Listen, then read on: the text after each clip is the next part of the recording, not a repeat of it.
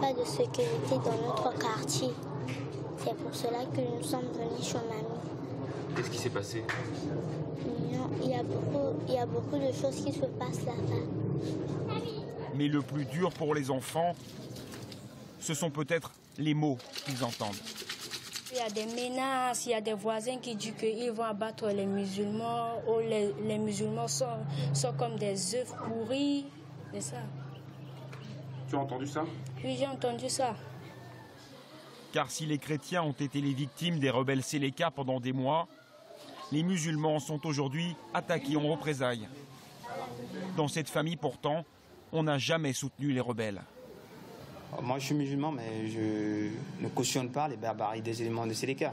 On condamne toujours. Aujourd'hui, les musulmans sont victimes.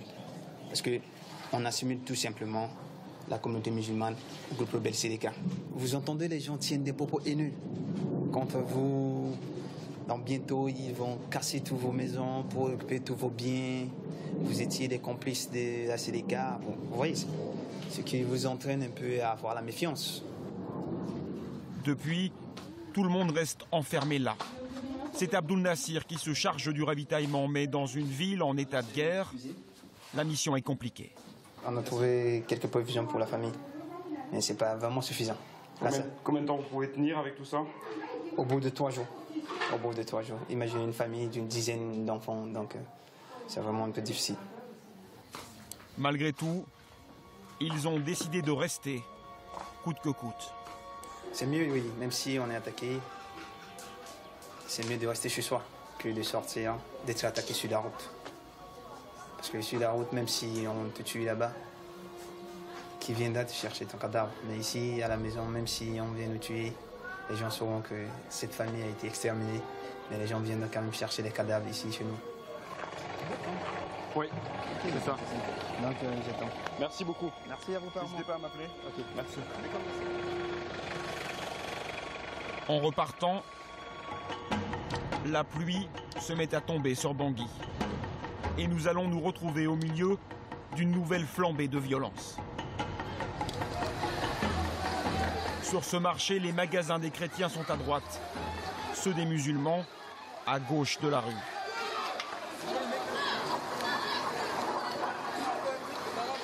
La foule s'avance pour lyncher ces 3 marchands musulmans. Quand soudain, regardez, ce sont eux qui tirent là. Ce sont eux qui tirent là. Ce sont eux qui commencent à tirer les armes. il n'y aura ni mort ni blessé cette fois. Mais les magasins des musulmans sont pris d'assaut.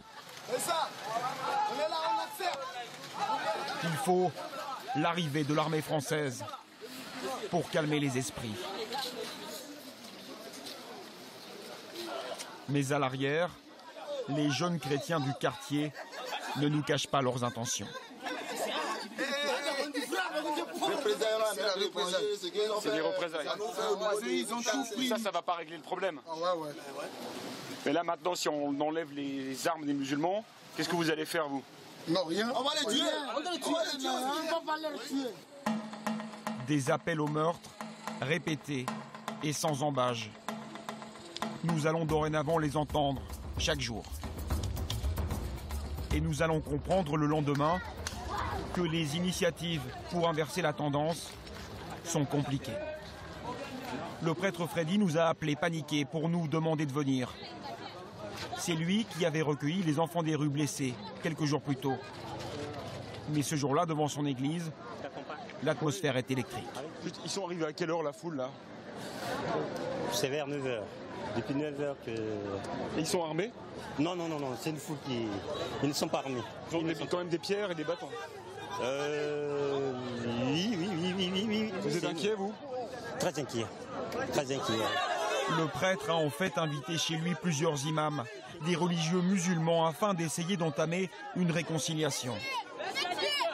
Mais à leur arrivée, la foule a réagi violemment. Des soldats de la force africaine ont dû être appelés en renfort. Poussez-vous! Je vous dis de vous pousser. On veut en finir avec eux aujourd'hui. Mais laissez-moi passer. Tu es avec les musulmans ou quoi? On va les massacrer. Laisse-moi entrer. À l'intérieur, les invités musulmans sont toujours là, paniqués. À côté, l'archevêque de Bangui, lui aussi désemparé.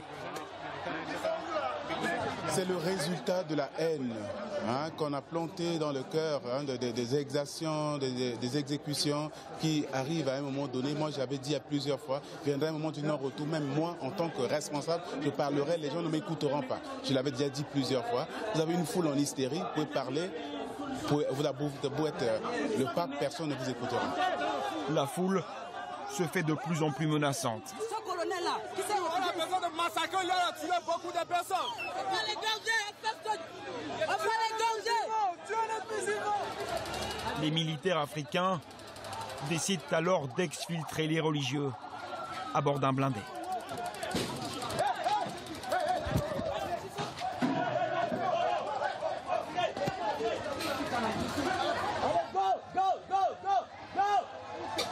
Dehors, ils sont encore des dizaines à les attendre. Pour se frayer un chemin, les soldats ouvrent le feu. Ce qui devait marquer le début de la réconciliation se termine en affrontement.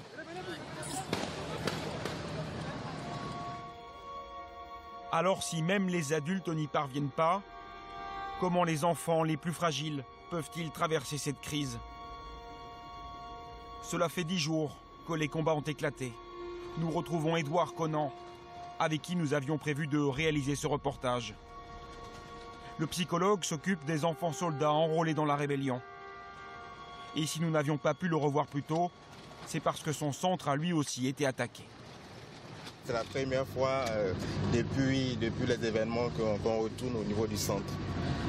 Et qu'est-ce que vous avez eu comme information? L'information qu'on a eue, c'est que tout a été pillé. Rien n'est resté. Ici, il y a 10 jours, nous avions fait connaissance avec 12 adolescents. Ils réapprenaient à être des enfants après avoir été contraints de tuer, piller et violer. Mais la nuit suivant notre première visite, le centre a été attaqué par des rebelles.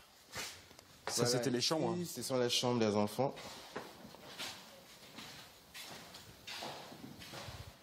Voilà, donc il ne reste plus rien. C'est des lits superposés, c'est ça? Il y avait des lits, il y avait des matelas, il y avait les vêtements des enfants, parce que les enfants sont sortis uniquement avec les vêtements qu'ils portaient. Ils n'ont pas eu le temps de prendre quoi que ce soit. Les dégâts matériels sont énormes. Mais les pilleurs cherchaient surtout à s'en prendre aux enfants eux-mêmes. Des représailles contre ces anciens soldats. Ils sont entrés. Ils ont d'abord cherché à récupérer tout le matériel qui était là, donc les kits, tout ce qu'on avait comme stock. Donc ça a été leur première préoccupation. Et ensuite, quand ils ont fini de prendre le kit, le matériel, ils ont dit qu'ils partaient déposer ce qu'ils venaient de piller et qu'ils revenaient à nouveau pour les enfants. Alors, pour prendre les enfants? Pas pour les prendre, pour, je peux dire, pour les tuer. Tous ont réussi à s'enfuir. Certains ont escaladé les murs, d'autres se sont cachés pendant des heures. Moussa. Oui. Il s'appelle Moussa. Oui, Moussa. Oui. Lui, l'idée qu'il a eue, c'est de monter dans le plafond, se mettre à l'abri.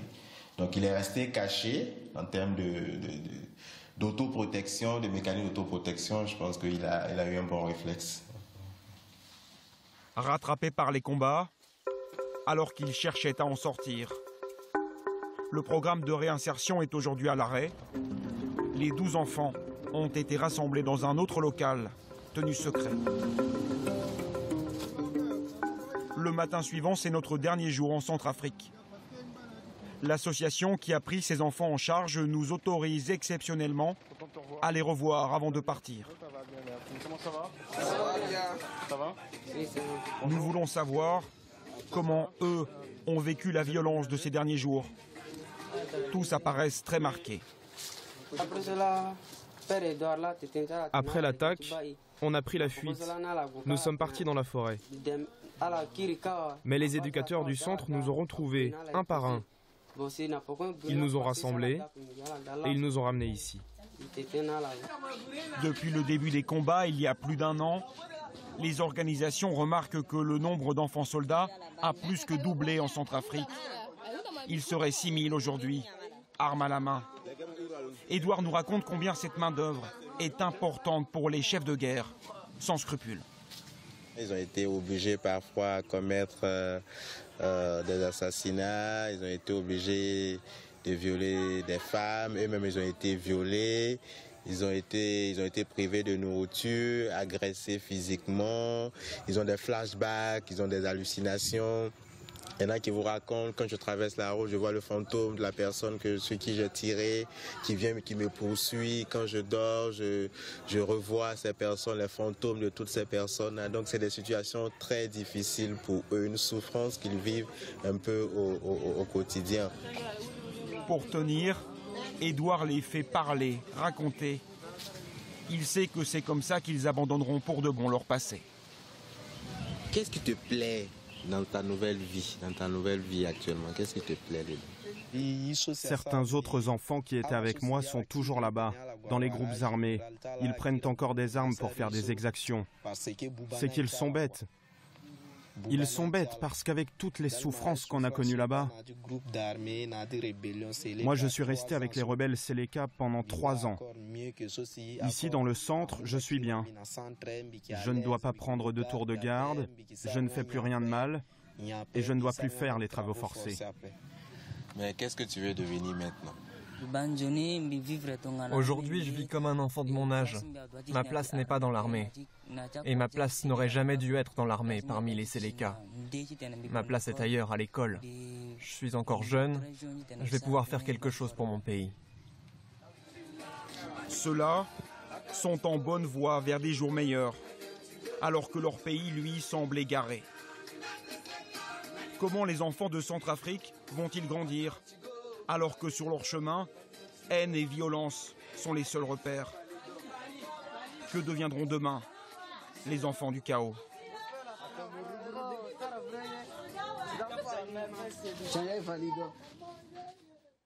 Bonsoir Nicolas. Bonsoir Françoise. Alors vous rentrez de Centrafrique, hein, vous y étiez encore il y a 4 jours dans la capitale avec notre reporter d'image Christophe Quinck.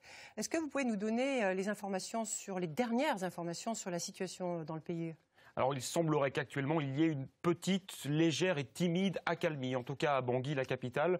On me dit que les magasins, les boutiques, les épiceries peuvent rouvrir quelques heures par jour, uniquement le matin. Il faut bien se ravitailler, s'alimenter. Mais à côté de ça, on m'explique aussi que le cycle de la violence continue. Il y a eu encore 2 personnes tuées, lynchées par la foule. Ça se passait hier soir près de l'aéroport. Un chrétien et un musulman. Et puis ce matin, il devait y avoir une grande marche de la réconciliation à Bangui, mais dès les premiers kilomètres, cette marche a été attaquée par des hommes munis de pierres et de bâtons, et donc les marcheurs ont dû se disperser. Voilà, ça c'est les dernières informations dont je dispose. Voilà, que vous avez eu en téléphonant ce matin à Bangui aux personnes avec qui vous avez travaillé. Mais il y a aussi ces autres informations qui sont parues ce matin, notamment avec 2 rapports de 2 ONG. Oui, tout à fait, les rapports d'Amnesty International et de Human Rights Watch, des rapports très inquiétants qui font tout d'abord état d'un bilan beaucoup plus préoccupant que prévu. Il y aurait eu plus de 1000 personnes tuées ces 2 dernières semaines, uniquement à Bangui. Amnesty International parle de personnes qui allaient de porte en porte dans certains quartiers pour tuer tous les hommes. Et puis selon l'autre rapport qui s'intéresse plutôt au nord du pays, ce sont là-bas des milices d'autodéfense chrétiennes qui ont commis des actes de barbarie. Des exactions. Exactement. Et donc, Human Rights Watch appelle aujourd'hui à un renforcement urgent de la force d'interposition en Centrafrique. Alors, les militaires français, eux, sont déployés depuis 2 semaines à Bangui. Que peuvent-ils faire dans un tel chaos ? Alors les militaires français, nous les avons vus arriver, se déployer. Leur mission est multiple. Tout d'abord, ils sécurisent l'aéroport de Bangui et permettent son fonctionnement. Cela mobilise déjà une bonne partie des soldats. Pour l'acheminement de l'aide humanitaire. Exactement. Voilà. Et puis le reste des troupes patrouillent dans le pays. Ils désarment toutes les milices, sans aucune exception. Et puis il tente de ramener la paix, mais dans un pays qui est grand comme toute la France et toute la Belgique, où il y a énormément d'armes en circulation, notamment beaucoup d'armes blanches. La mission est très compliquée, très délicate. Il faudra assurément une montée en puissance de la force d'interposition africaine, ainsi que peut-être l'arrivée d'alliés européens. On en parle actuellement, les Allemands, les Britanniques, pour tenter de mettre un terme à ce cycle de violence qui est ancré profondément actuellement en Centrafrique.